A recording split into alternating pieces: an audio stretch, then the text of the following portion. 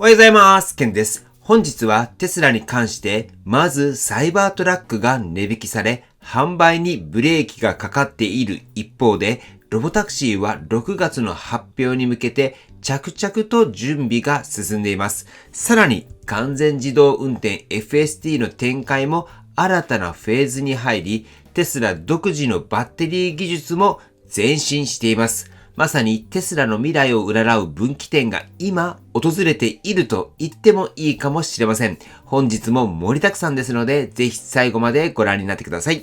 まず最初のニュースは、サイバートラックの販売に関する大きな動きです。テスラは現在約2400台のサイバートラックを在庫として抱えていて、その総額は2億ドルを超えると報じられています。この在庫は主に2024年モデルでアメリカの連邦税額控除の対象にならないため、なかなか売れない状況が続いています。この状況を受けて、テスラはサイバートラックの値引きを実施、なんと最大で1万ドルの値引きが行われています。しかしそれでも在庫の減少は限定的で、報道では100台程度しか減っていないという見方もあります。さらにギガファクトリーテキサスではサイバートラックの生産を縮小し、一部の従業員をモデル Y の生産ラインに移動させているという情報もあります。この動きっていうのは投資家にとっては大きなシグナルです。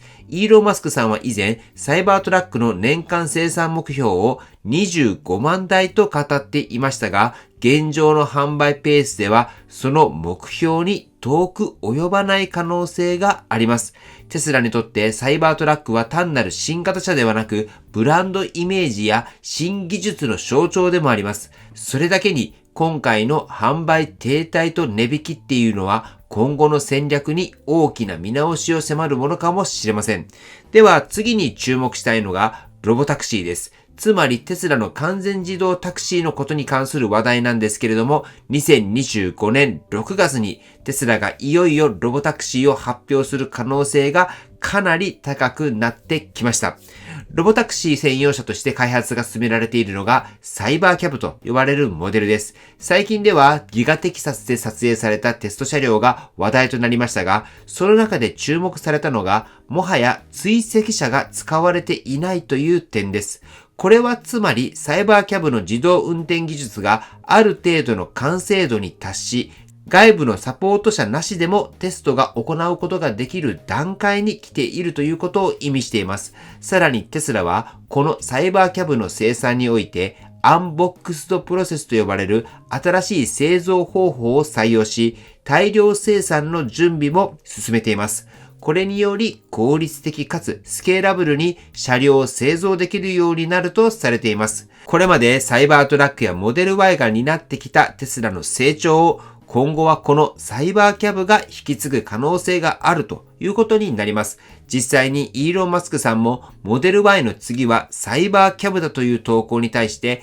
トゥルーと返信されています。これはつまり次の主役はサイバーキャブになるだろうということになります。これは投資家の皆さんにとってもテスラの収益構造が大きく変わるターニングポイントになるのではないでしょうか。そしてまたテスラのアショックさんは以前こんな興味深い発言もしています。インドのような複雑な交通環境でも FSD が地元のドライバー並みに動作すれば、それは汎用人工知能、いわゆる AGI を達成した証拠になると。つまりロボタクシーの実現は単なるモビリティの進化にとどまらず、テスラの AI 戦略全体に関わる極めて重要なプロジェクトということができます。続いてはテスラの完全自動運転システム FSD、その中でも現在提供されている FSD スーパーバイズドに関する話題です。テスラは今後数週間アメリカ各地の店舗でイントロトゥフルセルフドライビングスーパーバイズドという一般向けのワークショップを開催していきます。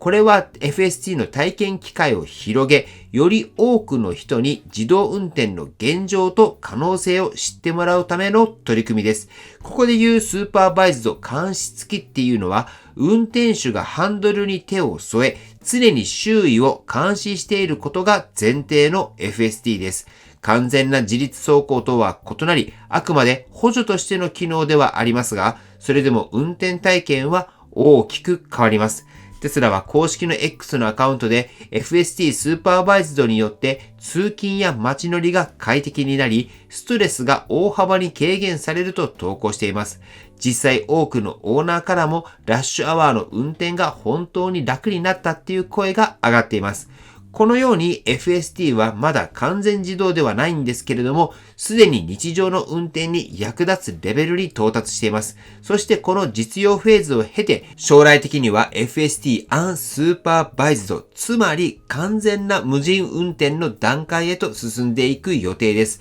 また冒頭でも触れたロボタクシー、サイバーキャブの実現にもこの FSD の進化が不可欠です。つまり FSD の今を知ることは、テスラの未来を先取りすることにもつながります。では次はテスラのバッテリー技術に関する最新情報です。特に注目されているのが4680バッテリーセルと呼ばれる新しい形式のバッテリーに関する進展です。テスラの4680セル開発責任者が最近のインタビューでドライブプロセスにおける根本的な速度の限界はまだ見つかっていないと語っています。つまり現在もテスラは製造速度をさらに引き上げられる可能性があるということになります。ここで少し補足しておくと、ドライブプロセスっていうのは従来の質式製造とは異なり、溶剤を使わずに電極を形成する新しい製造技術のことです。これにより環境負荷を抑えつつ、コストを下げて効率を高めることが期待されています。この製造スピードが上がれば、当然バッテリーの生産能力も高まり、テスラが目指す大量生産体制に大きく貢献します。これはサイバーキャブのような次世代モデルの普及にも直結する非常に重要なポイントです。現在テスラはこの4680バッテリーを主にモデル Y やサイバートラック、そして今後登場する新モデルに搭載していく方針としています。つまり4680セルの生産が向上していけば、テスラ社全体のコスト構造や性能にも大きな影響を与えるということになります。これもまた長期的なテスラ株の価値に関わる重要な要素だと言えます。では、ここからは今後の展開に関わる2つの興味深い動きについて紹介します。まず1つ目は、テスラとインドに関する話題です。インドのモディ首相はイーロン・マスクさんと電話会談を行ったことを X で報告しました。その中でテクノロジーやイノベーション分野での協力について話し合ったと述べられています。それに対してイーロン・マスクさんは、モディ首相と話せたのは光栄でした。今年中にインドを訪問するのが楽しみですと返答されています。これはテスラがインド市場への本格進出を再び視野に入れていることを示唆しています。インドは人口が多く EV 市場の成長も期待されている地域です。今後の展開次第ではテスラにとって新たな巨大市場となる可能性があります。そして2つ目はアメリカのロサンゼルスで建設中のテスラダイナー&ドライブインシアターについてです。これは充電、食事、エンタメが一体となった全く新しいスーパーチャージャー施設で完成が間近となっております。施設には2つの巨大 LED スクリーンが設置され、映画を見ながら食事を楽しめる構造となっていて、34機の EV 充電設備も備えられています。また、ローラースケートで注文を運ぶスタイルなど、1950年代のレトロな雰囲気を再現する演出も予定されています。これは単なる話題作りではなく、テスラが提供する充電時間っていうのが退屈時間ではなく、楽しめる体験に変えるというふうに新しい価値観の提案となっています。今後こうした施設が他の地域にも広がっていけば、テスラブランドの差別化にもつながっていくのではないかと思います。はい。ということで本日の内容は以上となっておりますけれども、いかがだったでしょうか。今回はサイバートラックの販売不振と値引き、ロボタクシーの6月発表、FSD の進化、4680バッテリーの製造技術、そしてインド市場や新しいスーパーチャージャー施設といったテスラの今と未来に関わる注目のニュースをお伝えさせていただきました。一つ一つのニュースは単独でもインパクトがありますが、全体を通してみるとテスラが今何を手放し、何に注力しようとしているのか、その方向性が少し見えてくるのではないでしょうか。皆さんは今回の動きの中でどこに一番注目されていますか？サイバートラックの苦戦でしょうか？それともロボタクシーや FSD が見せる未来への加速でしょうか？ぜひコメントで意見を教えていただければと思います。はい、ということで本日の内容は以上です。今回の動画が参考になったと思われたら高評価をよろしくお願いします。僕の YouTube は毎日発信しています。僕の YouTube をご覧になってもらえば、テスラの情報はほとんど網羅すると思いますので、チャンネル登録がまだな方はチャンネル登録をよろしくお願いいたします。では今日もご視聴していただきありがとうございます。テスラのある生活を楽しんでいきましょう。ではまた。追伸です。では今日は日曜日なので先週の日曜日に行ったアンケートの結果を見たいと思います。先週の結果ですが、テスラ株は先週末は 252.31 ドルで今週末が 241.37 ドルということで正解は下がるとなっております。ではアンケートの結果を見ていきたいと思います。今回は545票いただいております。ありがとうございます。結果ですけれども上がると答えられた方が一番多くて 61% となっております。そして正解は下がるなので 26% の方が正解となっております。そして次にコメントをくれた方の結果を見ていきたいと思います。コメントですが3名の方が正解となっております。そしてこれに伴い連続正解ですが EM さんが3週連続まで来ていましたが残念ながら外されておりまして今は今週正解した人だけとなっております。来週は決算発表がありますので株価も動いてくると思います。果たしてどうなっていくのかしっかりとまた情報を追っていきたいなと思います。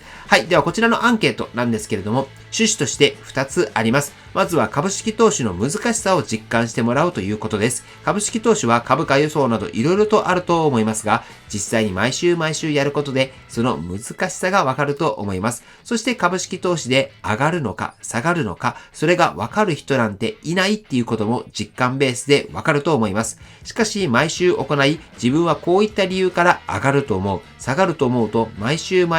えることで自分の中の分析力も上がると思います。僕の YouTube ではテスラ株投資をされている方も非常に多く視聴されていて、投資をする際には何かしらの根拠や分析を持って投資をすると思います。その時に毎週自分なりの分析をすることは役に立つと思っています。ぜひ僕の YouTube を通じて毎週このアンケートは行っていますので、分析力アップ、そしてぜひ他の方のコメントもご覧になってみてください。そうすることでそういった視点もあったのかと勉強になると思います。そしてコメントを通じて参考になるコメントがあったらいいねボタンを押してあげたり、コメントに返信されたりされてください。そしてコメント欄を通じてご自身の株式投資の勉強の場として活用してもらえればと思います。ということで本日もアンケートをしますので、ぜひゲーム感覚で参加してもらえればと思います。きっとご自身のレベルアップにもつながると思います。はい、ということで本日も最後までご視聴していただきありがとうございます。素敵な一日をお過ごしください。ではまた。